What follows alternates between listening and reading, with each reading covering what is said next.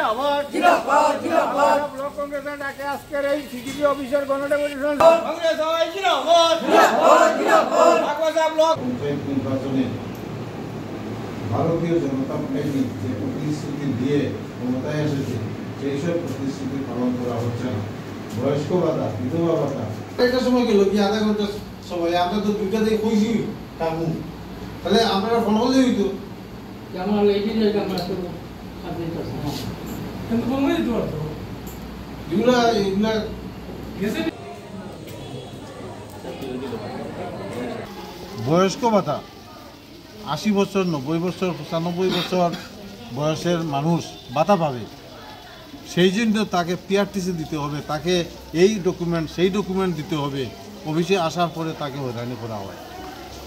একটা ৯০ বছরের বৃদ্ধ সে কি করে পিআরটিসি কোথা থেকে পাবে এটা সে হয়তো জানে না।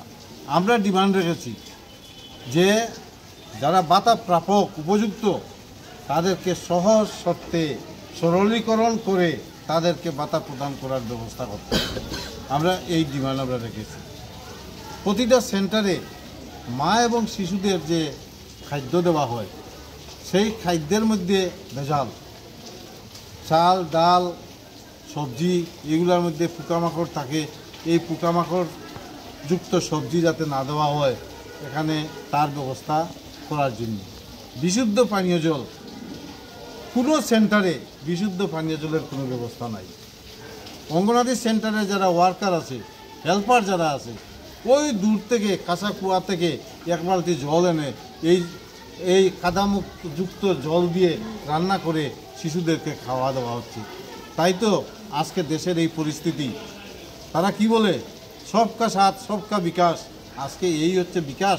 অঙ্গনাদি সেন্টারগুলো আজকে একটা বেহাল অবস্থার মধ্যে আছে।